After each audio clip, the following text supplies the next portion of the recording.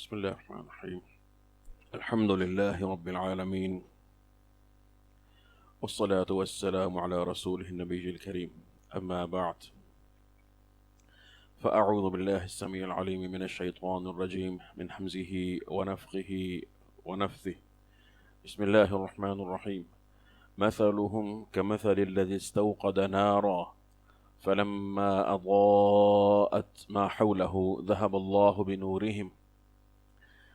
الله بنورهم وتركهم في ظلمات لا يبصرون صم بكم عمي فهم لا يرجعون أو كصيب من السماء فيه ظلمات ورعد وبرق يجعلون أصابعهم في آذانهم من الصواعق حذر الموت والله محيط بالكافرين يكاد البرق يخطف أبصارهم كلما أضاء لهم مشوا فيه وإذا أظلم عليهم قاموا ولو شاء الله لذهب بسمعهم وأبصارهم إن الله على كل شيء قدير.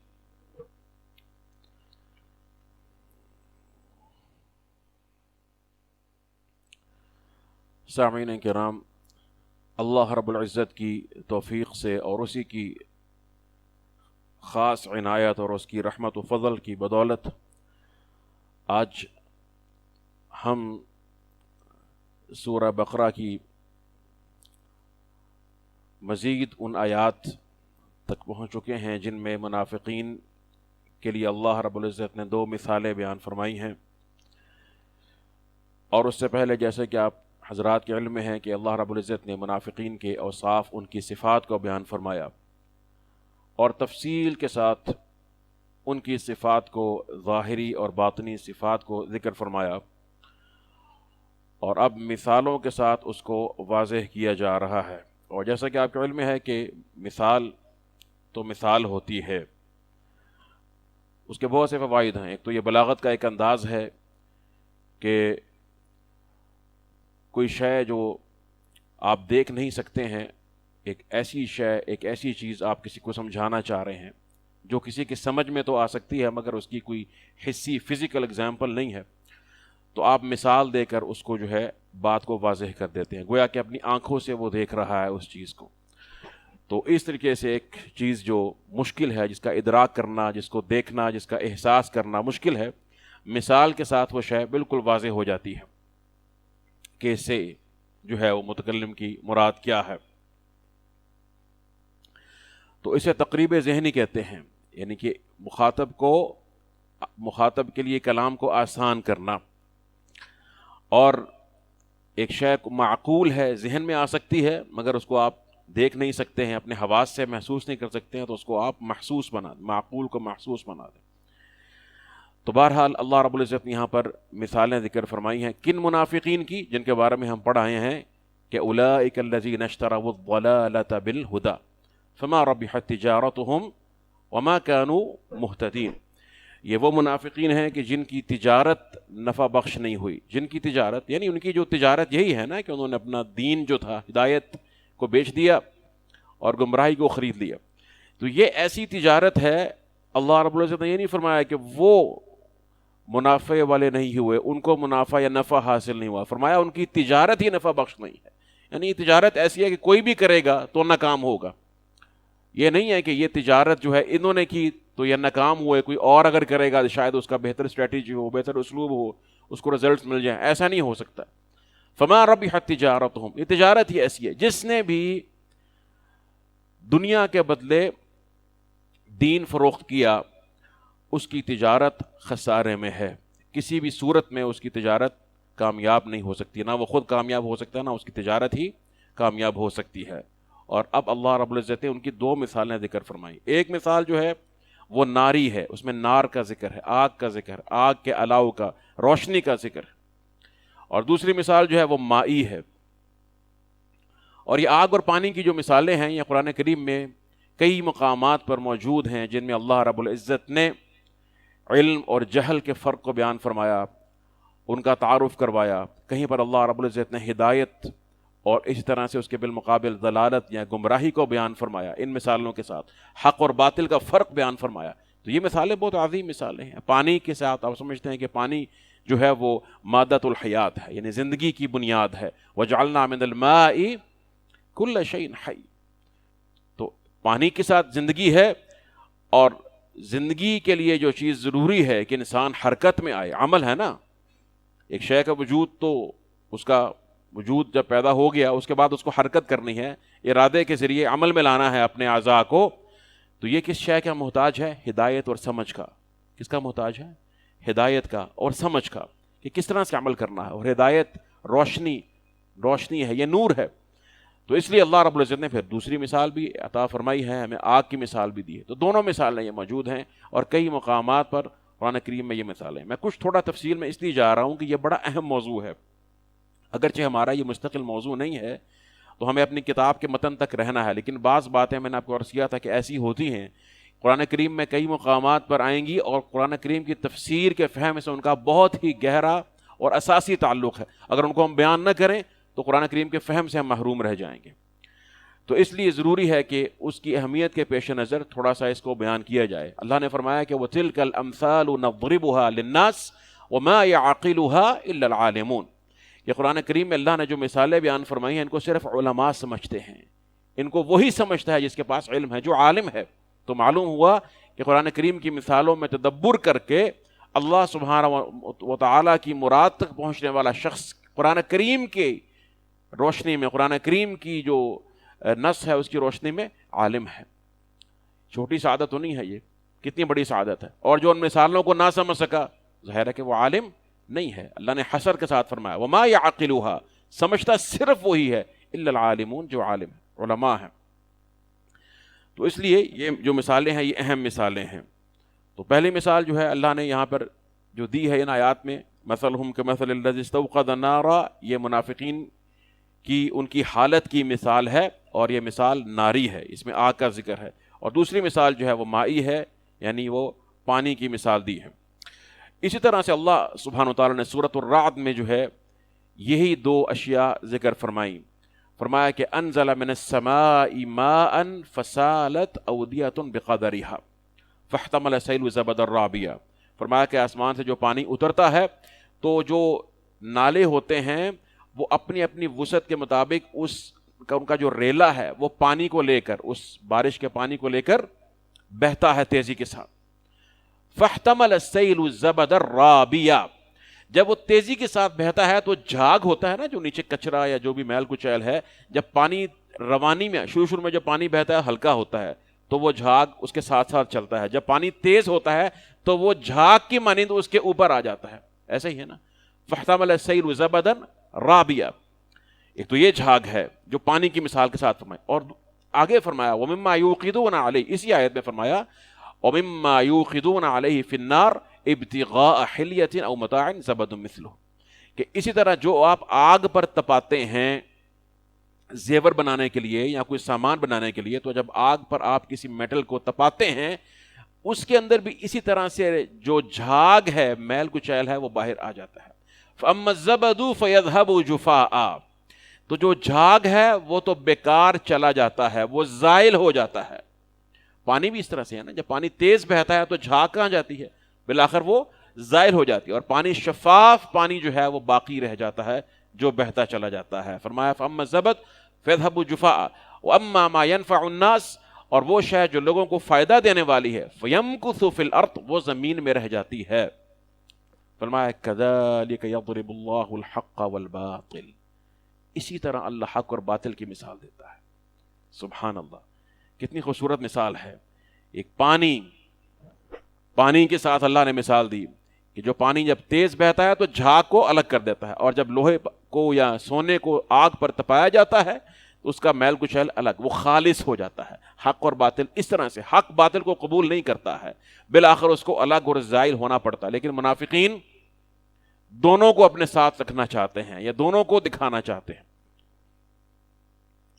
اسی طرح سے اللہ رب العزت نے دیگر کئی مقامات پر، سورۃ النور کے اندر بھی موجود ہے یہ مثال، اور سورۃ الواقعہ کے اندر اللہ رب العزت نے پہلے جو ہے پانی کی مثال دی. افرأیتم الماء الذی تشربون اانتم انزلتموہ من المزن ام نحن المنزلون، اور اس کے بعد فرمایا کہ افرأیتم النار التي تورون اانتم انشأتم شجرتها ام نحن المنشئون۔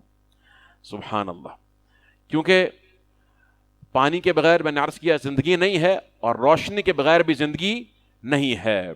زندگی کا وجود ہو سکتا ہے لیکن زندگی میں حرارت نہ ہو تو اس میں عمل اور حرکت نہیں ہے، اور انسان کو جب اس کو عمل کرنا ہے تو اس کو حرکت کرنی ہے نا، جب حرکت کرنی ہے تو ارادے کے ساتھ ہوگی نا، ارادہ جب ہوگا تو علم چاہیے، علم کے بغیر جو حرکت ہوگی وہ جہل و ضلال ہے، علم کے ساتھ جو حرکت ہے وہ ہدایت ہے۔ اسی طرح سے ہے نا، اس لیے اللہ رب العزت نے وجود کے فوراً بعد جس نعمت کا ذکر کیا وہ علم کی نعمت ہے، ہدایت کی نعمت ہے۔ فرمایا کہ اقرأ بسم ربک الذی خلق خلق الانسان من علق اقرأ وربک الاکرم الذی علم بالقلم علم الانسان ما لم يعلم۔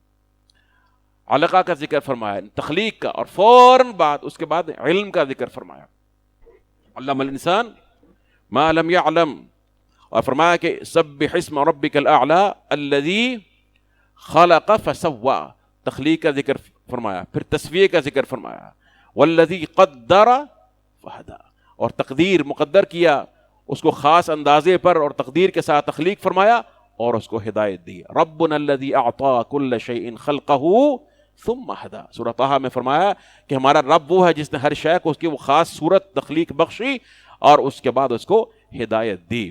ہدایت تو یہی ہے نا کہ جس بھی جاندار کو اللہ نے پیدا کیا، مثلاً اس کو یہ پتا ہو کہ میرے اعضاء نے استعمال کیسے ہونا ہے، میری آنکھ کیسے اور کہاں پر اٹھنی چاہیے، میرا ہاتھ کیسے استعمال ہونا چاہیے، میرے دل کا کیا عمل ہے، اس کی بیماریاں کیا ہیں، اس کی صلاح کس میں ہے، اس کا فساد کس میں ہے، یہی تو بتانے کے لیے اللہ نے آسمان سے علم اتارا ہے، آسمان سے اللہ نے علم اتارا ہے، ہدایت کا نور اتارا ہے۔ ٹھیک ہے، تو یہ بڑی اہم مثالیں ہیں، یعنی پانی کی اور روشنی کی جو مثال ہے حق اور باطل کو سمجھنے کے لیے، ایسے نہیں کہ صرف ایک افسانوی داستان ہے جی، مثال دی ہے جی، ہم کوئی قصہ کہانی پڑھتے ہیں یا کوئی کسی شاعر کا کلام پڑھتے ہیں، اس میں تعبیرات اور استعارات اور جو ہے وہ تمثیل ہوتی ہے، تو اس طرح سے ایسے نہیں ہے، یہ اللہ رب العزت کا کلام ہے، کوئی اس کی مثال اور نظیر نہیں لائی جا سکتی ہے، نہ اس سے پہلے نہ اس کے بعد، اس لیے اس میں غور کرنا ضروری ہے، اس کو اس کی شان کے مطابق سمجھنے کے لیے محنت کرنا اور وقت دینا ضروری ہے۔ ٹھیک ہے یہ بات، مثلہم، مثال ان کی، یا اب بہتر ہے کہ یوں کہیے کہ حال ان کا، کن کا حال، کن کا حال، جو پہلے منافقین کی صفات گزر چکی ہیں، اور وہ منافقین جنہوں نے اشتروا الضلالۃ بالہدی، جنہوں نے گمراہی کو خرید لیا ہدایت کے بدلے میں، مثلہم، ان کا حال، کمثل الذی، اس شخص کے حال کی طرح ہے، اس شخص کے حال کی مانند ہے۔ میں مثال کا معنی نہیں کر رہا، مثل حال اور حیت کی بات کر رہا ہوں۔ کیا بات کر رہا ہوں؟ حال اور حیت۔ کیوں؟ اب اس کی میں وضاحت کرتا ہوں۔ تو ان منافقین کی جو حالت ہے، ان منافقین کی حالت اس شخص کی حالت کی مانند ہے، اس شخص کی حالت کی طرح۔ کس شخص کی؟ الذی استوقد نارا، جس نے آگ کو سلگایا، اس کو جلایا اور بھڑکایا۔ میں نے 3 الفاظ بولے ہیں، کون کون سے؟ سلگانا، پھر جلانا، پھر بھڑکا۔ یہ 3 مرحلے ہیں، سٹیجز ہیں۔ آپ کہیں گے جی یہ کیسے ہو گیا؟ اس لیے کہ میں اب اردو زبان میں میرے پاس کوئی ایک لفظ تو ہے نہیں کہ میں استوقد کا معنی کر لوں، ٹھیک ہے؟ اور بہت سے ایسے ہمارے مفسرین ہیں اردو میں جو اردو ادب کی شناسائی کہیں زیادہ رکھتے ہیں مجھ سے، خاص طور پہ پہلوں میں سے، جب انہوں نے تفسیر کی تو قرآن کریم میں کئی ایسے الفاظ ہیں کہ انہوں نے کئی اس کے معنی میں، عربی کے جو لفظ ہے اس کے معنی میں کئی اردو الفاظ استعمال کیے سمجھانے کے لیے کہ ان تمام الفاظ کو ملائیں گے تو اس لفظ کا معنی سمجھ میں آئے گا۔ استوقد، یہ باب استفعال سے ہے نا، یعنی کسی سے طلب کرنا، کسی سے آگ کا جلایا جانا، اس میں طلب کا معنی ہوتا ہے، باب استفعال ہے نا استوقد۔ آپ کہتے ہیں استغفر اللہ، کیا مطلب ہے جی؟ کیا مطلب ہے استغفر اللہ کا جی؟ میں اللہ سے مغفرت طلب کرتا ہوں، طلب کا معنی ہے نا اللہ سے مغفرت۔ ہم کہتے ہیں کہ نستعین باللہ، ہم اللہ سے مدد طلب کرتے ہیں، عون، اعانت طلب کرتے ہیں، طلب کا معنی اس کے اندر پایا جاتا ہے۔ تو اب استوقد النار اس شخص کی طرح جس نے آگ کا جلایا جانا ہے، یعنی طلب الایقاد اب الاشتعال، آگ کا جلایا جانا طلب کیا. اب دو معنی اس میں ہو سکتے ہیں، دونوں مفسرین نے کیے. یا تو کسی دوسرے سے کہا کہ مجھے آگ جلا دے بھائی، اور دوسرا عربی کے اندر معنی یہ ہوتا ہے استفعال کا. اگر طلب کا کسی اور سے طلب کرنے کا معنی نہ ہونا، پھر اس میں دقت اور مشقت ہوتی ہے، یعنی کہ مشکل سے ایک کام کرنا، اس کے لیے بھی استفعال استعمال ہو جاتا ہے. ٹھیک ہے، جیسے کہ کہتے ہیں کہ استخرجت الذهب من المعدن، کہ میں نے سونا اس کی کان سے نکالا. مشکل سے نکلتا ہے نا، کئی مرحلوں میں نکلتا ہے، تو اس کے اندر جو ہے یہ معنی ہے مشقت کا، اور اس میں مبالغہ ہے. اس میں کیا ہے؟ مبالغہ، دقت اور کثرت اور مشکل ہے. اب دونوں معنی جو ہیں یہاں پر وہ آتے ہیں. ہمارے شیخ حفیظ الرحمان لکھوی حفظہ اللہ تعالی، ان سے میں نے آج بات کی. وہ قرآن کریم کے خاص طور پہ جو اسلوب ہیں، نحوی اسلوب، اس کے ماشاءاللہ بہت بڑے علماء میں سے ہیں، بلکہ ائمہ میں سے ہیں. تو میں نے ان سے کہا کہ مجھے ذرا استوقد کے بارے میں بتائیے. تو انہوں نے مجھے کہا کہ میں جو ترجمہ کر رہا ہوں، میں نے اس میں یہ تینوں معنی کیے ہیں، سلگانا، سلگایا، جلایا اور بھڑکایا. کیونکہ یہ تینوں معنی استوقد میں چونکہ مبالغہ ہے اس کے معنی میں، تو یہ تینوں معنی اس میں داخل ہوتے ہیں، تینوں مراحل اس میں داخل ہیں. سبحان اللہ، یہ قرآن کریم کا اعجاز ہے. اور اگر کسی اور سے طلب کرنے کا معنی کیا جائے تب بھی ٹھیک ہے. منافق کے پاس خود تو آگ ہوتی نہیں ہے. آگ یہاں مراد روشنی کی مراد، منافقین کی مثال دی جا رہی ہے نا، ان کے حال کی مثال دی جا رہی ہے. تو خود اس کے پاس کہاں سے روشنی آئے گی وہ اس کو جلائے؟ وہ کس سے طلب کرے گا روشنی؟ آپ نے سنا تھا سابقہ درس میں، قرآن کریم کے اندر بھی آتا ہے، وہ اہل ایمان کے نور میں چلیں گے قیامت کے. دنیا کے اندر بھی اسی طرح سے ہوتا ہے نا، کہ نور اصل میں تو اہل ایمان کے پاس ہوتا ہے، جو ان کے باطن کے اندر بھی موجود ہے، قلب کے اندر موجود ہے. ان کے پاس تو اپنا نور نہیں ہے. پھر ان کے ساتھ اٹھتے بیٹھتے ہیں، بظاہر کلمہ پڑھتے ہیں، ان کے ساتھ یہ نکاح بھی کر لیتے ہیں، ان کے وارث بھی بن جاتے ہیں، اور مال غنیمت میں حصے دار بھی بن جاتے ہیں، اور تمام قسم کے فوائد بھی اٹھا لیتے ہیں جو مسلمانوں کو ظاہراً حاصل ہیں. ایسا ہوتا ہے یا نہیں ہوتا؟ تو کچھ نہ کچھ ان کو ساتھ ساتھ خیر کی باتیں بھی سننے کو ملتی ہیں، وہ ان پر اثر انداز بھی ہوتی ہیں، جس پر اللہ جتنی چاہے.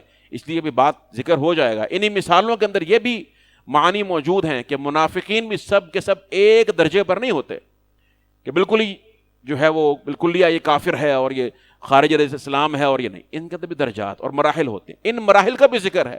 یہ دو مثالیں اللہ سبحانہ و تعالیٰ نے جو دی ہیں وہ انہی کو سمجھانے کے لیے، بتانے کے لیے. اس میں یہ بھی اشارہ موجود، بلکہ یہ معنی موجود ہے. تو ان منافقین کی حالت جو ہے وہ اس شخص کی حالت کی مانند ہے جس نے بمشکل آگ کو سلگایا بھی، جلایا بھی، بھڑکا. جب آگ بھڑک جائے اور اس کا الاؤ خوب روشن ہو جائے، فرمایا فلما اضاءت. ذرا ایک ایک کلمے پر غور کیجئے کہ اللہ سبحانہ وتعالیٰ، یہ قرآن کریم ہے، اس کا ہر حرف پڑھنا 10 نیکیاں، سننا بھی برکت ہے. محبت کے ساتھ سننا اللہ ہی جانتا ہے کتنا عظیم اجر ہے، اس کو ہم بیان نہیں کر سکتے ہیں. فلما اضاءت، فلما اضاءت، جب روشن کر دیا اس نے، اس آگ نے. اس کو متعدی معنی ملیں گے. اس آگ نے روشن کر دیا. کیا روشن کر دیا؟ ما حولہ، اس شخص کے قریب، اس شخص کے قریب جو اس کے گرد و پیش میں جو اشیاء ہیں، گرد و پیش کو مکمل اس کے گرد گھومنا ضروری نہیں ہے.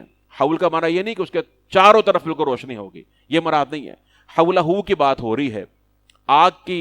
آگ نے تمام اشیاء کو روشن، اس کے اس شخص کی بات ہو رہی ہے کہ اس شخص کے قریب والی جو جگہ تھی اس کے گرد و پیش میں ہو سکتی ہے، وہی ہے. اس کو جب آگ نے روشن کر دیا. پہلے بات ہوئی نار کی، پھر بات ہوئی ضوء یعنی اضاءت. جب آگ نے روشن کر دیا اس کے ارد گرد کے ماحول کو، تو کیا ہوا؟ اب فلما حرف وجود دی وجود، یہ شرط ہے نا. فلما کے بعد جو کام ہوا فوراً بعد جواب آ رہا ہے اس کا. اس میں دیر نہیں ہے، اس میں دیر نہیں ہو رہی ہے. جیسے یہ کام ہوا ساتھ ہی دوسرا کام ہو گیا. جیسے ہی آگ نے روشن کیا اس کے گرد و پیش کو، کیا ہوا؟ ذہب اللہ بنورہم، اللہ ان کا نور لے گیا. اللہ اکبر. اس کو ذرا سوچیے کسی شخص کی حالت پر لا کر، اور منافقین کتنی عظیم یہ مثال ہے. ذہب اللہ بنورہم، اللہ ان کا نور لے گیا. اور لے گیا، اذہب اللہ نورہم نہیں کہا اللہ نے ان کا نور زائل کر دیا. اذہب اللہ، اللہ ان کا نور دور نہیں. ذہب اللہ، ذہبہ کا معنی کیا ہوتا ہے عام اردو میں؟ گیا. ایسے ہی کرتے ہیں نا, گیا تو با کے ساتھ کیا معنی کریں گے؟ لے گیا. ٹھیک ہے, دیکھیں نا ایک شے کو, ایک بادشاہ کسی سے کہتا ہے بھائی فلاں شخص کو وہاں تک جو ہے وہ اس کو چھوڑ آؤ, حکم دیا کسی کو, ٹھیک ہے, اور ایک ہے کہ اس نے حکم دیا اور ایک ہے کہ وہ خود ساتھ گیا اور چھوڑ کر آیا. کہتے ہیں نا میں گھر تک پہنچا کر آؤں گا, ہم محاورے میں چلتا ہے. کیا مطلب ہوتا ہے اس میں؟ مبالغہ ہے نا, تسلی کروں گا کہ کوئی چیز رہ نہیں گئی, یہ اپنی جگہ پر موجود نہیں رہے گا بلکہ اپنی منزل تک پہنچا کر چھوڑوں گا, یہی مطلب ہے نا اس کا. سبحان اللہ.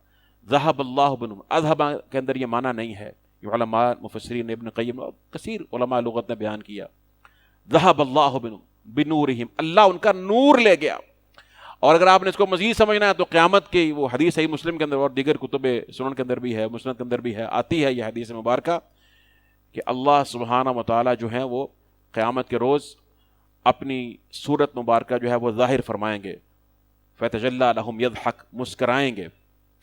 اور یہ بھی اس سے پہلے فرمایا کہ تُدْعَى الْأُمَمْ بِأَوْثَانِهَا وَمَا كَانَتْ تَعْبُدُ, کہ جتنی بھی امتیں ہیں ان کو اپنے اپنے جو معبود تھے نا ان کے ناموں کے ساتھ پکارا جائے گا, اور انہیں کے ساتھ وہ چلی بھی جائیں گے, الاول فالاول, ایک کے بعد دوسرا, یہاں تک کہ بظاہر جو مومن تھے اور حقیقی مومن تھے وہ باقی رہ جائیں گے. باقی کون رہ جائے گا؟ مومن اور منافق. تو اللہ سبحانہ و تعالیٰ آئیں گے اپنی صورت میں, خاص صورت میں ان کو نظر آئیں گے, اور اس کے بعد فَيَنطَلِقُ بِهِمْ وَيَتَّبِعُونَ, اللہ ان کو لے کر چلیں گے اور وہ سب کے سب اللہ کے پیچھے پیچھے چلیں گے. فرمایا کہ فَيُعْطَى كُلُّ إِنسَانٍ مِّنْهُمْ مُؤْمِنٍ وَمُنَافِقٍ نُورًا, ہر انسان کو نور دیا جائے گا جو پیچھے چلنے والا ہوگا, جو اللہ کو رب کہتا ہوگا, اللہ کو الہ کہتا ہوگا, اللہ کے پیچھے چلنے والا ہر انسان کو, مومن کو بھی منافق کو بھی نور دیا جائے گا. اور یہاں تک جب اس پل پر پہنچے گے جو جہنم کے اوپر سے گزرتا, والا جسری جہنم کلالیب وحسک, اس پر کنڈے اور آنکڑے ہیں, تاخذو من شاء اللہ, جس کو اللہ چاہے گا وہ کنڈے اور آنکڑے پکڑ لیں گے. جب وہاں پر پہنچیں گے فرمایا یطفأ نور المنافقین ثم ینجو المؤمنون, منافقوں کا نور بجھا دیا جائے گا, مومن گزر جائے گا. سبحان اللہ. اور مومن بھی پھر اپنے اپنے نور کے اعتبار سے ہی گزریں گے. اب منافق کا نور وہاں پر جا کر عین وقت میں بجھ گیا, کون لے گیا نور ان کا؟ اللہ لے گیا نا. ذہب اللہ بنورہم. دنیا میں جو آج کرتا ہے نا یہ جو شرارتیں ہیں اور جو چلاکیاں ہیں, یہ کام نہیں آنے والی, یہ تو آخرت کی بات ہے. قبر میں بھی اندھیرے ہیں تیرے لیے, تو یہاں پر سمجھتا ہے مجھے کچھ کامیابیاں مل گئی ہیں اپنے نفاق کی بنا پر, میں نے کچھ خیر اور مومنوں کے ساتھ جو ان کی بھلائی ہے وہ حاصل کر لی. نہیں حاصل کر سکتا ہے.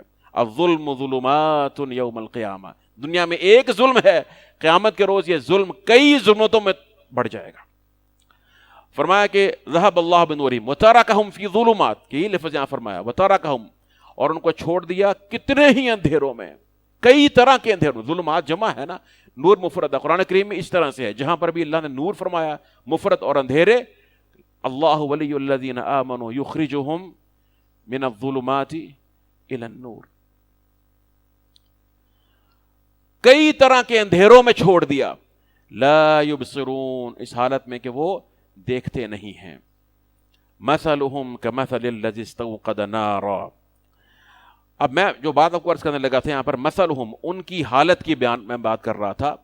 یہ ذرا ذہن میں رکھیے کہ یہ اس طرح جب یہ مثل اور کاف دو الفاظ ہیں, مثلہم کا ایسے ہی ہے نا, کاف حرف تشبیہ ہوتا ہے, جیسے کاف کے حرف کا بھی تشبیہ کے لیے آتا ہے نا.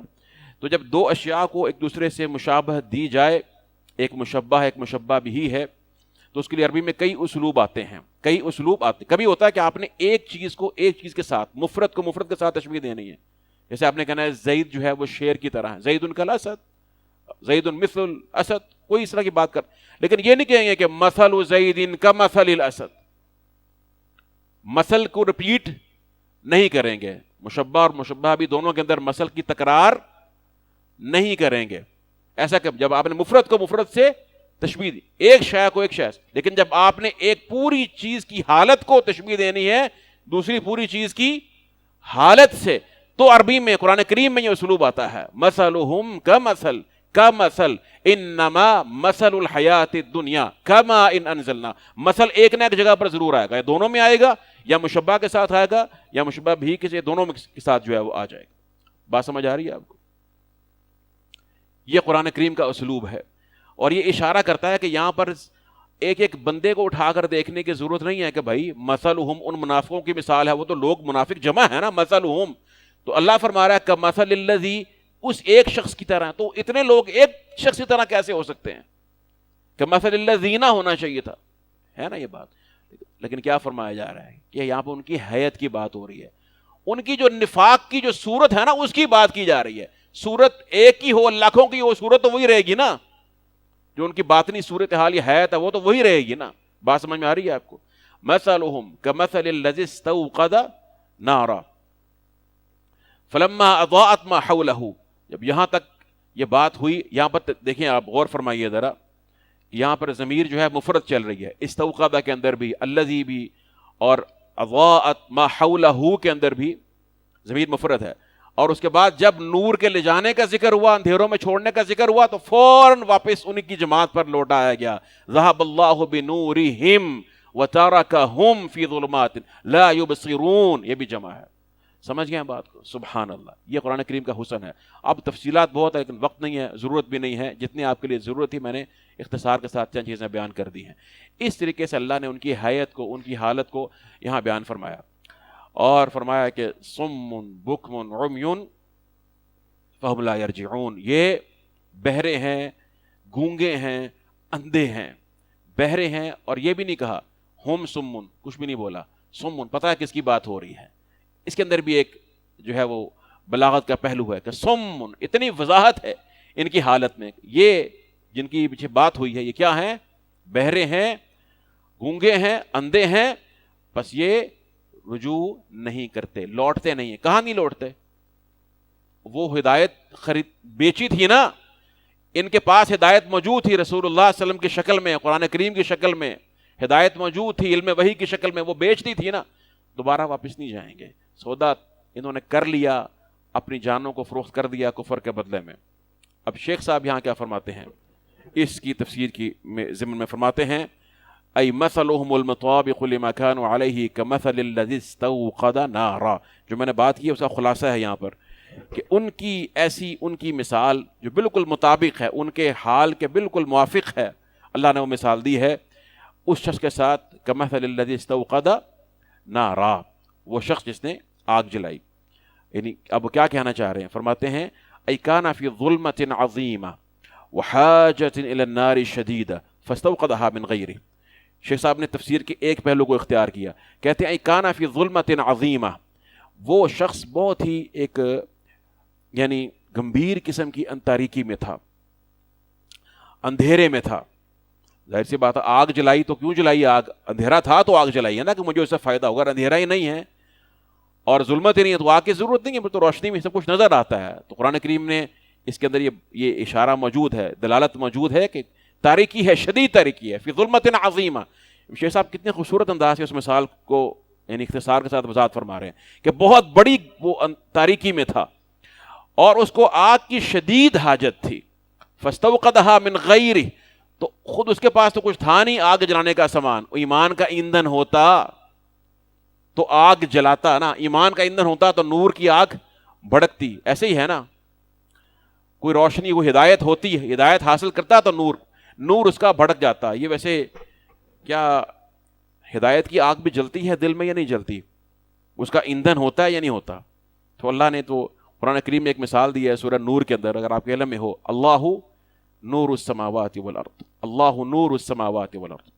اللہ جو ہے وہ زمین و آسمان کا نور ہے. یعنی زمین و آسمان میں جتنا نور ہے وہ سب اللہ سبحانہ و تعالیٰ کی حکم سے ہے، اسی کی تخلیق کی بنا پر ہے زمین و آسمان کا. اور یہ نور صرف یہ نہیں ہے جو آسمان کی روشنی ہے، روشنیاں دیکھتے ہیں، پتہ نہیں کتنی طرح کا نور ہے اور کتنی اقسام کا نور ہے. یہ روحانی بھی ہے، جسمانی بھی ہے، ہر طرح کا نور، سب کا سب کائنات میں جتنا بھی موجود ہے وہ کس کی تخلیق ہے؟ اللہ نور السماوات والارض، اللہ نور السماوات والارض. یہ بھی ایک تصور ہے جو کہ صحیح نہیں ہے. کہتے ہیں جی نور کیا ہے اور ضیاء کیا ہے؟ یہاں پہ دو چیزوں کا ذکر ہے نا، کس کا؟ نور کا اور ضوء کا. ضوء کیا ہے؟ نور کیا ہے؟ قرآن کریم کی یعنی زبان میں یا عربی لغت کے پہلو سے نور کہتے ہیں معمولی سی روشنی بھی ہو جس سے اندھیرے کی پہچان ہو جائے، وہ نور ہے۔ کم از کم نور کیا ہے؟ جو اندھیرے کے مقابلے میں آپ بول سکیں، جس سے اندھیرے کی پہچان ہو جائے، وہ نور ہے۔ خواہ ایک معمولی سا نقطہ ہو اور خواہ وہ بڑھتے بڑھتے پورے عالم کو اپنی گھیرے میں لے لے، لیکن وہ نور کہلائے گا۔ اس کی پھر میں نے آپ کو عرض کیا کہ اقسام اور اس کی شدت میں بے پناہ درجات ہیں، لیکن کم از کم نور کیا ہے؟ جو ظلمت کے بالمقابل ہو۔ اور ضیاء کہتے ہیں اس نور کو، یہ نور کی صفت ہے، جو نور بڑھ جائے اور اس کی روشنی خوب پھیل جائے، اور اشیاء کو روشن کر دے۔ فرمایا هو الذی جعل الشمس ضیاء والقمر نورا، اللہ نے سورج کو ضیاء بنایا ہے اور چاند کو نور بنایا، کیونکہ سورج جو ہے وہ دن کی نشانی، آیت النہار، قرآن نے کہا سورج جو ہے وہ آیت النہار، دن کی نشانی ہے۔ اور دن کیسے پتا چلتا ہے کہ دن ہے؟ جب خوب روشنی ہو نا، ایسی ہے نا، اگر رات کی تاریکی ہو یا معمولی سی آپ کو کہیں کوئی صبح کا سویرے کا ہلکا سا کوئی سفیدی نظر آتی ہے، اس کو آپ کامل دن نہیں کہہ سکتے ہیں، ٹھیک ہے؟ دن کا پتہ چلتا ہے جب، تو سورج جو ہے وہ نہار کی نشانی ہے، اور قمر آیت اللیل وجعلنا آیت اللیل وآیت النہار، قمر جو ہے وہ رات کی نشانی، کیونکہ قمر کا کام صرف اتنا یہ بتانا ہے کہ بھائی اس وقت رات ہو چکی ہے، دیکھو ہر طرف اندھیرا ہے، یہ سونے کا وقت ہے، اور دیگر جو رات کے ساتھ اللہ نے فطری احکام رکھے ہیں ان کا وقت ہے، اور اس کی نشانی میں ہوں سورج، یہ چاند، یہ دیکھ لو، اور قمر وہ نور کی علامت ہے۔ سمجھ گئے؟ یہ جو کہتے ہیں جی ریفلیکٹڈ لائٹ ہوتی ہے چاند، یہ غلط چیز ہے۔ نور جو ہے، چاند کی لائٹ ریفلیکٹڈ ہو سکتی ہے، لیکن نور کے بارے میں یہ کہنا کہ وہ ریفلیکٹڈ ہے، منعکس ہونے والی روشنی ہے اور ضیاء جو ہے، یہ غلط بات ہے۔ یہ عربیت سے، قرآن کریم کی اسلوب سے ناواقفیت کی بنا پر ایسے لوگ کہتے ہیں، ٹھیک ہے؟ اللہ نور السماوات والارض، کیا منعکس روشنی ہے وہ؟ تو اللہ کا ذاتی نور بھی تو ہے نا، حجابہ النور، اللہ کا حجاب بھی ہے، وہ نور ہے، وہ مخلوق ہے، اور اللہ تعالیٰ کا ایک ذاتی نور بھی ہے۔ اللہ تعالیٰ اپنے حجاب نور کو اگر ہٹا دیں، فرمایا کہ لو کشف لحرقت سبحات وجہی ما انتہا الی بصرہ من خلقہ، اگر اللہ اس حجاب نور کو ہٹا دیں تو اللہ کا جو نور ہے جہاں جہاں تک وہ پہنچے تمام مخلوق جل کر راکھ ہو جائے۔ تو اس لیے نور کے بارے میں یہ کہنا کہ یہ ریفلیکٹڈ ہوتا ہے، یہ غلط تصور ہے، اس کا عربیت سے، یہ کلام عرب سے، قرآن کریم کے فہم سے کوئی تعلق نہیں۔ ہاں یہ ہو سکتا ہے کسی ایک آبجیکٹ میں، جیسے چاند ہے، اس کا نور ریفلیکٹڈ ہو، لیکن اس سے یہ لازم نہیں آتا کہ نور ہی ریفلیکٹڈ ہوتا ہے جہاں بھی ہو۔ بات سمجھ میں آ رہی ہے آپ کو؟ تو نور ہے۔ اللہ نے فرمایا کہ اس نے جب آگ جلے، اور نار اور نور میں کیا فرق ہے؟ ایک میں واو ہے، ایک میں الف ہے، ایک میں واو ایک میں الف۔ یہ بڑی اہم والی بات ہے سمجھنے کی، کیونکہ نار میں کیا ہوتا ہے؟ جلانا، روشنی ہے، ساتھ احراق، جلانے کا پہلو ہے۔ الف میں وہ معنی موجود ہے، عربی زبان میں ایک آپ کو اعجاز ہے نا قرآن کریم کی عربی میں خاص طور پہ۔ اور نور میں واو ہے، اس میں وہ شدت اور احراق نہیں ہے، اس میں ٹھنڈک ہے، لیکن روشنی کا معنی موجود ہے، وہ نور ہے۔ نار اور نور اصل میں چیز ایک ہی ہے، روشنی۔ اللہ نے فرمایا کہ استوقد نارا، جب اس نے آگ جلائی تو اللہ کیا لے گیا؟ فلما اضاءت، جب وہ ضوء ہو گیا، روشنی کر دی، تو اللہ ان کا نور لے گیا۔ یہی فرمایا نا۔ اب تین چیزیں یہاں فرمائی ہیں، جلائی کیا اس نے؟ نار، بن کیا گئی؟ وہ ضیاء یا ضوء بن گیا، اور لے کر کیا گیا اللہ؟ یہ نہیں فرمایا کہ نار لے گیا، یہ نہیں فرمایا کہ ذهب اللہ بضوئهم، یہ بھی نہیں فرمایا۔ نور کا تو پہلے ذکر نہیں آیا، لیکن نور تو ہے نا موجود وہاں پہ۔ اللہ سبحانہ تعالیٰ یہ فرمانا چاہتے ہیں، اگر اللہ فرماتے ہیں کہ ذهب اللہ بضوئهم، اللہ ان کی ضیاء یا ضوء لے گیا، تو گمان ہوتا کہ اچھا جو زیادہ روشنی تھی وہ لے گیا، تھوڑی بہت تو باقی ہوگی نا۔ اور اللہ اگر فرماتے ہیں کہ ذهب اللہ بنارہم، اللہ ان کی آگ لے گیا، تو یہ ہوتا کہ چلو روشنی گئی، ساتھ جو جلانے کا پہلو تھا وہ بھی چلا گیا۔ نہیں، آگ موجود ہے، آگ کا جلانا، احراق موجود ہے، لیکن جو اشراق ہے، نور، وہ ختم ہو گیا ہے، روشنی ختم ہو گئی ہے، جل وہیں پر رہا ہے۔ یہ مراد ہے اس سے۔ شیخ صاحب اس بات کو بھی بیان کریں کہ یہ بات سمجھانے کے لیے بھی آپ کو تھوڑا سا سمجھانا، یہ بات بتانا ضروری تھا۔ دیکھیے کیا فرماتے ہیں، کہتے ہیں فاستوقدها من غیری، کسی اور سے اس نے کہا مجھے آگ جلا دو، ولم تکن عنده معدہ، اس کے پاس تو آگ جلانے کا سامان ہی نہیں تھا، نہ اس کو جلا سکتا تھا، اس کے پاس تو یہ تیار شے ہی نہیں تھی۔ اور فرمایا کہ بل ہی خارجۃ عنہ، یہ آگ اس کی اپنی نہیں ہے، منافق ہے، اس کے پاس ایمان نہیں ہے، یہ آگ اس کی خارج، اس سے باہر کی کہیں آگ ہے جو کسی اور سے اس نے لی ہے۔ فلما اضاءت النار ما حولہ، جب آگ نے اس کے ارد گرد کی اشیاء کو روشن کر دیا، ونظر المحل الذی هو فیہ، اور جب اس نے وہ جگہ دیکھی جہاں پر وہ ہے کہ بھئی میں کھڑا کہاں پر ہوں، اتنی تاریکی تھی، آگ جلی ہے، کچھ پتہ چلا کہ میں کہاں پر موجود ہوں، وما فیہ من المخاوف وامنها، اور جو اس میں خوف تھا، اس کو ایک تاریکی میں خوف ہوتا ہے نا انسانوں کو، اگر کچھ چند لمحات کے لیے آپ اندھیرے میں ڈوب جائیں تو ایک خوف پیدا ہوتا ہے، خاص طور پر جب نور کے بعد اندھیرا ہو، کیا ہو، نور کے بعد اندھیرا ہو۔ تو جب اس نے وہ خوف والی اشیاء کو جو سے وہ خطرہ محسوس کر رہا تھا ان کو دیکھ لیا، اور وہ امینہا، اور ان سے امن میں آ گیا، یعنی کہ میں محفوظ ہوں، اب مجھے پتا ہے کہ میں نے کہاں پاؤں رکھنا ہے، کہاں چلنا ہے، کہاں بڑھنا ہے، کہاں نہیں بڑھنا۔ وانتفع بتلک النار، اور اس نے اس آگ سے فائدہ بھی اٹھا لیا، وقرت بها عینہ، اور اس کی آنکھ اس آگ کی روشنی سے ٹھنڈی ہو گئی، اس کو سکون محسوس ہوا، وظن انہ قادر علیہا، اور اس نے یہ گمان کیا کہ میں تو اب قادر ہوں، یہ آگ میرے کنٹرول میں ہے، میں اسے فائدہ اٹھا سکتا ہوں، میں نے اس کو حاصل کر لیا ہے۔ فبینما ہوا کذالک، وہ اسی تمام صورتحال میں مست تھا، اسی میں مگن تھا، اذ ذہب اللہ بنورہ، تو اللہ اس کا نور لے گیا، فذهب عنہ النور وذهب معه السرور، اس کا نور بھی چلا گیا، اس کی خوشی اور سرور بھی چلا گیا، وبقي في الظلمة العظيمة والنار المحرقة، باقی کیا رہ گیا، تاریکی اور جلانے والی آگ۔ اس لیے میں نے کہا تھا کہ آگ موجود ہے، آگ کی روشنی لے گیا، نور چلا گیا، بات سمجھ آ رہی؟ ورنہ آگ میں بھی روشنی ہوتی ہے نا۔ موسیٰ علیہ السلام نے کیا کہا تھا، انی آنست نارا، میں نے آگ دیکھی ہے، جب وہ آگ گئے تو وہ تو نور تھا اللہ سبحانہ وتعالیٰ کی طرف سے علم کا، اور وہ مبارک تھا، ٹھیک ہوگی۔ تو بہرحال وہ اس نور کی کیفیت کیا تھی وہ اللہ ہی بہتر جانتا ہے۔ صحیح بات یہ ہے کہ میں نے آپ کو عرض کیا کہ ہم نور کی کتنی اقسام ہیں اور کیا کیا اس کے مراحل ہیں، سبحان اللہ، عجیب کیفیات ہیں۔ حسن بصری کہتے ہیں، سورہ رحمان میں آتا ہے نا کہ جو متقین کے جو بچھونے ہوں گے، بستر ہوں گے، وہ باطنها من استبرق، ان کا اندر والا جو حصہ ہے کپڑے کا وہ دبیز ریشم ہوگا، دیباج ہوتا ہے نا ریشم، جس میں سونے کی تاروں اس کی اعلیٰ ترین قسم کا ریشم جو بنا جاتا ہے، اس کی بھی اعلیٰ ترین قسم استبرق ہے، یہ اس کا باطن ہے، اس کا باطن اتنا خوبصورت ہے، اس کا ظاہر کیا ہوگا؟ حسن بصری کہتے ہیں کہ ظواہرها من نور، جو ہے جامد، اس کے جو ظاہر ہے وہ جامد نور ہوگا، سبحان اللہ۔ بہرحال بہت سی اس کی صورتیں ہو سکتی ہیں۔ تو کیا ہوا کہ وہ فذهب ما فيها من الاشراق، تو جو اس میں روشنی کا پہلو تھا وہ چلا گیا، وبقي ما فيها من الاحراق، اور اس میں جو جلانے کا پہلو تھا آگ کا وہ باقی رہا، نور چلا گیا نا، روشنی چلی گئی تو نار کا احراق باقی رہا، فبقي في ظلمات متعددة، تو کتنے ہی اندھیروں میں وہ ڈوب گیا۔ اب وہ کون کون سے اندھیرے ہیں؟ آگ جلانے کے بعد جب دوبارہ تاریکی ہوئی تو کس کس طرح کے اندھیروں نے اس کو آ لیا؟ اب شیخ صاحب اس کی وضاحت فرماتے ہیں، کہتے ہیں دیکھیں ظلمت اللیل ہے، اب وہ تمام ظلمات بیان کر رہے ہیں، ظلمت اللیل، ظلمت السحاب، ظلمت المطر، وظلمت الحاصلۃ بعد النور، رات کا اندھیرا ہے، بادلوں کا اندھیرا ہے، کیونکہ اس کے بعد اگلی مثال میں بادلوں کا ذکر ہے، بارش کا اندھیرا ہے، اور وہ اندھیرا ہے جو روشنی کے بعد، روشنی ختم ہونے کے بعد اچانک اندھیرا ہوتا ہے، وہ زیادہ محسوس ہوتا ہے انسان کو۔ کیا انسان کے پاس روشنی نہیں ہے، روشنی تھی، روشنی میں دیکھ رہا ہے، اچانک جب روشنی ختم ہوتی ہے تو جو تاریکی اس وقت آتی ہے وہ کافی شدید ہوتی ہے۔ تو کہتے ہیں فکیف یکون حال هذا الموصوف، تو یہ شخص جس کی مثال بیان کی گئی ہے اس کی حالت اس وقت کیا ہوگی؟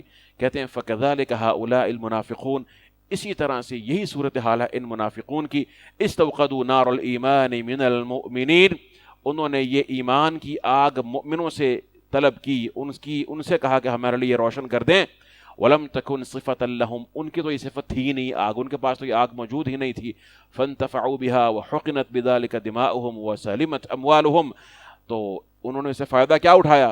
دنیاوی فائدہ ہو گیا، ان کا خون محفوظ ہو گیا کہ جی بظاہر یہ معصوم الدم ہیں، یہ مسلمان ہیں، ان کو حرمت مل گئی جو ایک مسلمان کی حرمت اس کی جان مال کو حاصل ہوتی ہے، اور ان کے اموال بھی بچ گئے، وحصل لهم نوع من الامن في الدنيا، اور دنیا میں ان کو ایک طرح کا امن حاصل ہو گیا، فبینما هم على ذلك اذ هجم عليهم الموت، تو وہ اسی صورتحال میں تھے، اسی اثناء میں کیا ہوا کہ اچانک ان پر موت آ لپکی، موت نے ان کو دبوچ لیا۔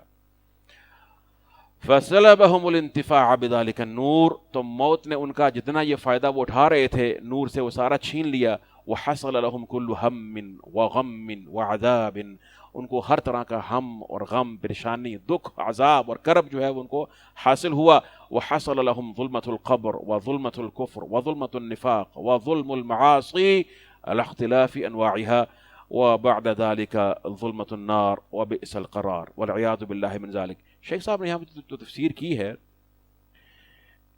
اس میں ان کا رجحان یہ نظر آ رہا ہے کہ انہوں نے جس پہلو کو اختیار کیا وہ یہ اختیار کیا کہ جب منافق نے آگ جلائی روشنی ہوئی. یہ بات تھوڑی ذرا سمجھ لیجئے گا کیونکہ یہ مثال بھی اہم ہے اور اس میں جو معانی ہیں وہ بھی بہت اہم ہے اور دقیق ہیں.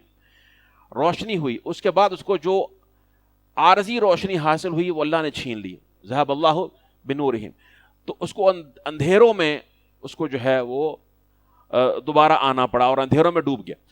وہ کہتے ہیں یہ اندھیرے تب اس کو ملیں گے جب اس کو موت آئے گی. موت کے بعد قبر کے اندھیرے ہیں، حشر کے اندھیرے ہیں، آپ نے سن لیا. اس کے بعد اندھیرے ہیں، اس کے بعد اس کے لیے روشنی نہیں ہے. یعنی منافق کو دنیا میں کچھ نہ کچھ، وہ جو کہا نا کلما فلما اضاءت ما حولہ، جو کچھ نہ کچھ روشنی اس کو ملی. تو شیخ صاحب گویا رجحان یہ فرما رہے ہیں کہ وہ دنیا میں اس کا معمولی سا فائدہ تھا جو اہل ایمان کی مجالس میں بیٹھ کر بظاہر نمازیں پڑھ کر بظاہر صدقات کرنے کے بظاہر جہاد میں شریک ہو کر تو کچھ نہ کچھ اس نے جو حاصل کیا وہ دنیا کا اس کا ایک نور یا روشنی تھی. لیکن جیسے ہی موت آتی ہے تو کیا ہوتا ہے؟ ذہب اللہ بنورہم. لیکن صحیح اور محقق بات ہے وہ یہ ہے کہ یہ جو روشنی کا ملنا اور بعد میں روشنی چھن جانا ہے اور اندھیرے کا ملنا ہے نا، یہ تینوں ادوار میں ہے. دنیا کے اندر بھی ایسے ہی ہوتا ہے، قبر میں بھی ایسے ہے، برزخ میں بھی ایسے ہی ہے، حشر میں بھی ایسے، اور جہنم میں تو ہے ہی ظلمات والعیاذ باللہ من ذلک. تمام مراحل میں یہ روشنی کے بعد اس کو اندھیرا اور ظلمتیں ملتی ہیں. وہ کیسے ملتی ہیں؟ دنیا میں کیسے اس کو اندھیرا ملتا ہے؟ کہ دنیا میں وَإِذَا قِيلَ لَهُمْ، فرمایا کہ وَمِنَ النَّاسِ مَن يَقُولُ آمَنَّا بِاللَّهِ وَبِالْيَوْمِ الْآخِرِ، یہ کہتا ہے نا میں اللہ اور یوم آخرت پر ایمان لایا. یہ کلمات اتنے پاکیزہ ہیں کہ کہتا ہے تو اس کو ایمان بظاہر ایمان کا نور اس کو حاصل ہو جاتا ہے. اب میں نے آپ کو عرض کیا تھا کہ منافقین کی کئی اقسام ہیں. آج اس پہلی آیت میں جو میں نے ابھی ذکر کی ہے، انشاءاللہ اگلے درس میں ہم اگلی آیت مثال کو لیں گے. وقت ذرا قلیل ہے، تفصیل زیادہ کرنی پڑی ہے، تو آج اسی مثال پر اکتفا کریں گے. پہلی آیت میں جو مثال دی گئی ہے او سے پہلے، او ہے نا، او کا صیب، او کے ساتھ دوسری مثال دی ہے. او میں تنویع ہے، ایک نوع یہ ہے، ایک نوع دوسری منافقین کی ہے، ان کی صفات کی مثال ہے. پہلی مثال ان منافقین کی ہے کہ جو دین سے بالکل نکل گئے، دین سے مرتد ہو گئے، دین سے خارج ہو گئے. فرمایا کہ وَمِنَ النَّاسِ مَن يَقُولُ آمَنَّا بِاللَّهِ وَبِالْيَوْمِ الْآخِرِ وَمَا هُمْ بِمُؤْمِنِينَ وَإِذَا قِيلَ لَهُمْ آمِنُوا كَمَا آمَنَ النَّاسُ قَالُوا آمَنَّا، ہم ایمان لائے. وَإِذَا خَلَوْا إِلَى شَيَاطِينِهِمْ قَالُوا إِنَّا مَعَكُمْ إِنَّمَا نَحْنُ مُسْتَهْزِئُونَ. شیخ الاسلام ابن تیمیہ رحمہ اللہ تعالیٰ نے بہت خوبصورت بحث فرمائی ہے. کہتے ہیں کہ منافقین کی بہت سی اقسام اور درجات ہیں، اور وہ کہتے ہیں کہ ایمان جو ہے، ایمان کے مختلف درجات ہیں. ایک درجہ یہ ہے کہ آپ کوئی شخص منہ سے کہتا ہے کہ میں مومن ہوں لیکن دل میں اس کا الٹ عقیدہ رکھتا ہے. سمجھے؟ اس کا ناقص، اس کا الٹ عقیدہ رکھتا ہے. یہ تو خالص منافق ہے. ابتدائی سے جو اسلام لاتا ہے لیکن دل میں اس کے بغض اور جو ہے وہ شر ہے، اسلام کے خلاف عقیدہ رکھتا ہے کہ میں نہیں کر رہا، میں صرف دکھانے کے لیے کر رہا ہوں. ایک وہ ہے جو منہ سے اظہار کرتا ہے ایمان کا، اسلام لاتا ہے لیکن اس کا دل میں اس کا الٹ عقیدہ نہیں رکھتا، لیکن اس کے دل نے اس ایمان کی جو منہ سے اس نے جس کا اظہار کیا ہے اس کی کامل تصدیق بھی نہیں کی ہے. فرق سمجھ رہے ہیں دونوں میں؟ ایک کفر وجودی ہے اور ایک کفر یہ ہے کہ تحقق نہیں ہوا. قالت الاعراب آمنا قل لم تؤمنوا ولكن قولوا اسلمنا ولما يدخل الايمان في قلوبكم. یہ منافق مرتد نہیں تھے، یہ لوگ انہوں نے زبان سے کہا ہم ایمان لائے. فرمایا کہ تم ایمان کی بات نہ کرو، کہو کہ اسلمنا، ہم اسلام لے کر آئے. ولما يدخل الايمان في قلوبكم، ایمان تمہارے دلوں میں ابھی داخل نہیں ہوا ہے. کیونکہ اسلام کا جو ایمان کا جو حق تھا، جو اس کی صحیح صفات ہے، ان کا تحقق ہے، وہ تمہارے باطن میں ابھی، دلوں میں ابھی نہیں ہوا ہے. یہ وہ منافق نہیں ہے. لیکن ایک شخص وہ ہے جو کہ اس کا الٹ عقیدہ رکھتا ہے. پھر اب شیخ الاسلام فرماتے ہیں اس کے مراحل کیسے ہیں. ایک شخص شروع میں کبھی اس نے کہا میں ایمان لے کر آیا، ابھی اس کے دل میں اس طرح سے کامل کفر داخل نہیں ہوا، لیکن وہ جب کچھ نہ کچھ اسلام کے اوپر عمل کرنے والا ہے، وَإِذَا قِيلَ لَهُمْ آمِنُوا كَمَا آمَنَ النَّاسُ قَالُوا آمَنَّا مَثَلُهُمْ كَمَثَلِ الَّذِي اسْتَوْقَدَ النَّارَ، آگ جلائی، تھوڑی سی روشنی اس کو ملتی ہے، اس کے بعد وہ اپنی اس روشنی کو باقی نہیں رکھتا. جب کفار کے ساتھ بیٹھتا ہے تو کہتا ہے کہ اِنَّا مَعَكُمْ إِنَّمَا نَحْنُ مُسْتَهْزِئُونَ، گویا کہ وہ اپنے دل میں کامل طور پر یہ اعلان کر دیتا ہے کہ میں نے اس کو تسلیم نہیں کرنا. یہ وہ آخری سٹیج ہے منافق کی، اور یہی اللہ نے قرآن میں کئی مقامات پر بیان فرمایا. قرآن ایک دوسرے کی تفسیر کرتا ہے. فرمایا کہ اتخذوا انہم آمنوا انہم کفروا اذا جاءك المنافقون قالوا نشهد انك لرسول الله والله يعلم انك لرسول والله يشهد ان المنافقين لكاذبون اتخذوا ايمانهم جنة فصدوا عن سبيل الله. انہوں نے اپنے ایمان کو ڈھال بنایا. آگے فرمایا کہ اپنے ایمان کے بعد انہوں نے کفر کیا. انہم آگے کیا ہے وہ فطبع علی قلوبہم آمنوا ثم کفروا، یہ ہے آمنوا ثم کفروا فطبع علی قلوبہم، کہ یہ ایمان لے کر آئے پھر انہوں نے کفر کیا تو ان کے دل پر مہر لگا دی گئی. اب ایمان لے کر آئے، اللہ قرآن میں فرماتا ہے، منافقین کے بارے میں فرمایا ایمان لائے پھر کفر کیا تو ان کے دل پر مہر لگا دی گئی. استوقد النار فلما اضاءت ما حوله ذهب الله بنورهم صم بكم عمي فهم لا يرجعون. طبع على قلوبهم، مہر لگا دی گئی، لا يرجعون، اب یہ نہیں لوٹیں گے. سمجھ رہے ہیں بات کو؟ کہتے ہیں جی وہ فلاں شخص تو بڑا نیک تھا جی، ایک وقت میں بڑا اس نے قربانیاں دی ہیں اسلام کے لیے، فلاں فلاں فلاں. تو اب اس کے اندر یہ چیزیں پیدا ہو گئی ہیں کہ منافقین کے ساتھ اس کی صفات اس میں پیدا ہونا شروع ہو گئی ہیں، اور وہ یہ کر رہا ہے، اور یہ کیسے ہو سکتا ہے، کتنا نیک آدمی. یہ ہماری صرف جذباتی باتیں ہیں. ہم سب بھی اسی خطرے سے دو چار ہیں. کسی پر فتویٰ لگانے سے قبل اپنے حال کا بھی غور کرنا چاہیے. انسان پہ حالت ایک جیسی نہیں رہتی. بڑے بڑے صوفی اور ولی ہوتے ہیں، ٹھیک ہے، ایک حالت ہوتی ہے، درجہ بدرجہ وہ کفر اور نفاق کے قریب آتے رہتے ہیں. پھر ترجیح دینا پڑ جاتی ہے کہ میں نے جانا کس طرف ہے. ایسے حالات اور واقع اللہ نے آزمائش رکھی ہے نا، اللہ نے چھانٹی کر کے چھوڑنی ہے. لیمیز اللہ الخبیث من الطیب، اللہ نے فیصلہ کر کے چھوڑنا ہے تو ان کو فیصلہ کرنا پڑتا ہے. بالآخر وہ خالص نفاق میں داخل ہوتے ہیں. اس کی مزید مثال قرآن سے لے لیجئے. فرمایا ہم للکفر یومئذ اقرب منہم للایمان. اللہ کے رسول نے جب حکم دیا جہاد کے لیے نکلنے کا، فرمایا کہ آج کے دن ہم للکفر یومئذ، آج کے دن للکفر اقرب، یہ کفر کے زیادہ قریب ہو گئے ہیں ایمان کے مقابلے میں. معلوم ہوا کہ آج کے دن سے پہلے یا تو دونوں برابر تھے یا ایمان کے زیادہ قریب تھے. سمجھ رہے ہیں بات؟ قرآن کا اسلوب کہتا ہے. تو درجات و مراحل ہوتے ہیں، اور آخری درجہ یہ ہے والعیاذ باللہ من ذالک، کہ انسان بالکل جو ہے وہ اسلام سے خارج ہو جائے اور کفر کو قبول کر لے باطناً. اس لیے ایک مستقل کیٹیگری ہے منافق کی، ایک مستقل صنف ہے. نہ تو یہ سری کافر ہیں، نہ یہ سری مرتد ہے. یہ بات یاد رکھیے، جو منہ سے کہتا ہے کہ میں اسلام سے نکلتا ہوں یا میں اسلام کو نہیں مانتا یا سریحن کفر کرتا ہے سب کے سامنے، یہ وہ بھی نہیں ہے. منافق ایک تیسری صنف ہے. اس کی صفات بھی الگ بیان ہی کی ہے قرآن کریم نے، اس کے احکامات کو بھی الگ بیان کیا ہے. سمجھ رہے ہیں بات کو؟ تو یہ اس کے دل کی جو باطنی صورتحال ہے، اس کے بارے میں اللہ نے ہمیں اس طرح سے ساری باتیں جو ہیں وہ بتائی ہیں، اور فرمایا کہ یہ تمام کے تمام اندھیرے جو ہیں وہ اس کو حاصل ہوتے ہیں. اور ان اندھیروں کی بنا پر جن میں وہ ڈوبا ہوا ہے، فرمایا کہ فَلِهَذَا قَالَ تَعَالَى عَنْهُمْ، اللہ نے فرمایا ان کے بارے میں کہ صم ای عن سماع الخیر، یہ بہرے ہیں. کیا مطلب بہرے ہیں؟ سن نہیں سکتے ہیں، سنتے نہیں ہیں. سنتے تو ہیں، کیا نہیں سنتے ہیں؟ اپنی مرضی کی بات بہت سنتے ہیں، سب کچھ سنتے ہیں، لیکن خیر کی بات نہیں سنتے. وَلَا تَكُونُوا كَالَّذِينَ قَالُوا سَمِعْنَا وَهُمْ لَا يَسْمَعُونَ. ان کی طرح نہیں ہونا ہے کہ جنہوں نے کہا ہم نے سن لیا اور سنتے کچھ بھی نہیں ہیں. جنہوں نے کہا کہ ہم نے سن لیا اور وہ سنتے نہیں ہیں. بُكْمٌ أي عن النطق به، اور یہ گونگے ہیں. کیا مطلب؟ بول نہیں سکتے ہیں، بڑا بولتے ہیں. اللہ فرماتا ہے وَإِذَا رَأَيْتَهُمْ تُعْجِبُكَ أَجْسَامُهُمْ وَإِن يَقُولُوا تَسْمَعْ لِقَوْلِهِمْ، اگر یہ بولے تو تجھے ان کا جو ہے نا بڑا بھلا لگ گیا. ان کی بات ایسی خوبصورت ہوتی ہے کہ منافق کی بات کہ بندہ کہتا ہے کیا زبردست بات ہے، کیا اسلوب ہے بات کرنے کا. ایسے لوگ ہیں، قرآن کریم کہتا ہے یہ بھی موضوع ہے کہ جن کی باتیں انتہائی خوبصورت، اور لوگ جن کے بارے میں کہیں گے کیا ذہین دانا آدمی ہے، کیا عقل مند آدمی ہے، کتنی بصیرت والا شخص ہے، لیکن ہو سکتا ہے کہ اس کے ایمان میں رائی کے دانے کے برابر بھی ایمان نہ ہو، ایسا منافق ہو. وَمِنَ النَّاسِ مَن يُعْجِبُكَ قَوْلُهُ فِي الْحَيَاةِ الدُّنْيَا. اللہ کہتا ہے کہ لوگوں میں ایسے بھی ہیں کہ دنیا کی زندگی میں جن کا قول آپ کو بہت ہی خوبصورت لگے.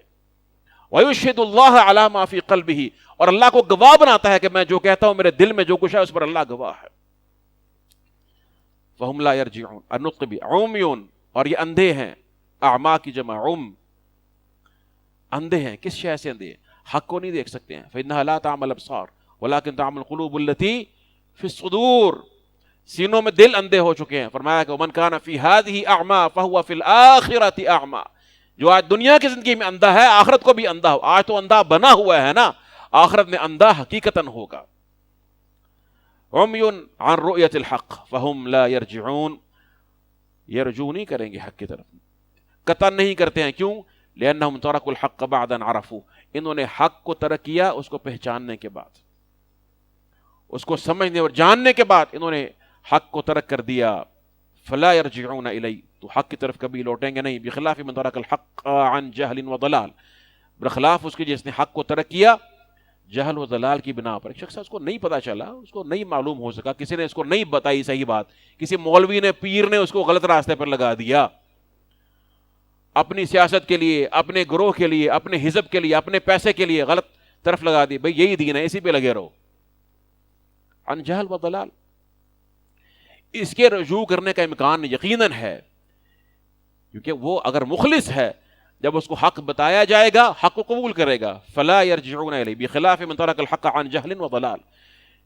برخلاف اس شخص کے جس نے حق کو ترک کیا جہل و ضلال کی بنا پر، عناد اور شرارت کی بنا پر نہیں، پہچاننے کے بعد حق کو.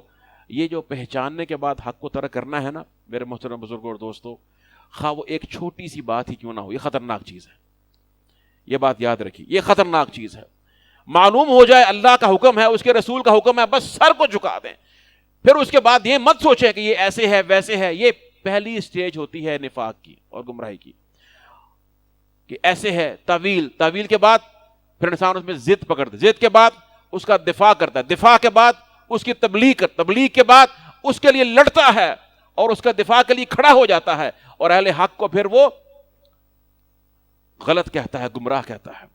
یہ تمام سٹیجز قرآن کریم کے اندر مختلف مقامات پر بیان ہوئی. اس لیے فرمایا کہ وَمَن يُشَاقِقِ الرَّسُولَ مِن بَعْدِ مَا تَبَيَّنَ لَهُ الْهُدَىٰ. جس نے رسول اللہ صلی اللہ علیہ وسلم کی مخالفت کی ہدایت کے واضح ہونے کے بعد، وَيَتَّبِعْ غَيْرَ سَبِيلِ الْمُؤْمِنِينَ. اور مومنوں کے راستے کو ترک کر دیا، نُوَلِّهِ مَا تَوَلَّىٰ وَنُصْلِهِ جَهَنَّمَ وَسَاءَتْ مَصِيرًا. فَإِنَّهُ لَا يَعْقِلُ. فرمایا کہ جو اپنی جہالت کی بنا پر حق کو ترک کرتا ہے وہ عقل نہیں رکھتا ہے، اس کو پتہ نہیں ہے. وَهُوَ أَقْرَبُ رُجُوعًا مِنْهُمْ. تو وہ زیادہ قریب ہے ان کے بالمقابل، منافقین کے مقابلے میں زیادہ قریب ہے کہ وہ رجوع کر لے اور حق کی طرف جو ہے وہ لوٹ آئے. یہیں تک روکتے ہیں. باللہ تعالیٰ توفیق. انشاءاللہ اگلے درس میں، آئندہ درس میں انشاءاللہ ہم اگلی مثال جو کہ بہت اہم ہے، اور اس مثال کے ضمن میں ہم انشاءاللہ یہ بیان کریں گے کہ منافقین کی دو انواع ہیں اور دوسری کون سی نوع ہے جو بیان ہوئی ہے. اور ساتھ آپ نے یہ بھی دیکھا کہ اللہ سبحانہ و تعالیٰ کی یعنی کلام مبارک میں مختلف انداز ہیں، اسالیب ہیں. مثال اس میں سے ایک بہت بڑا اسلوب ہے قرآن کریم کی حکمتوں کو سمجھنے کا، بلکہ بیان کیا اللہ سبحانہ و تعالیٰ نے اس کے ذریعے. تو اور اس طرح سے یہ بھی آپ نے سیکھا کہ مثالوں کے اندر ایک جماعت کی مثال دینا، ایک شخص کے ساتھ، ایک فرد کے ساتھ، یہ بھی قرآن کا اسلوب ہے. ٹھیک ہے نا؟ ایک پوری جماعت، ایک گروہ ہے، لیکن آپ تشبیہ دے رہے ہیں اس کو ایک مفرد کے ساتھ حالت کو بیان کرنے کے لیے. یہ بھی ایک بلیغ تشبیہ التمثیل کہلاتا ہے، ایک بلیغ اسلوب ہے. کئی مثالیں فرمایا کہ وَلَا تَكُونُوا كَالَّتِي نَقَضَتْ غَزْلَهَا مِن بَعْدِ قُوَّةٍ أَنْكَاثًا. اس عورت کی طرح مت ہو جانا، جمع سب کو فرمایا، جس نے اپنا سوت جو ہے مضبوط کرنے کے بعد اس کو ریزہ ریزہ کر ڈالا. اور اس کی اور بھی جو ہیں وہ کثیر مثالیں ہیں. وباللہ تعالیٰ توفیق، وصلی اللہ تعالیٰ وسلم علی نبینا محمد.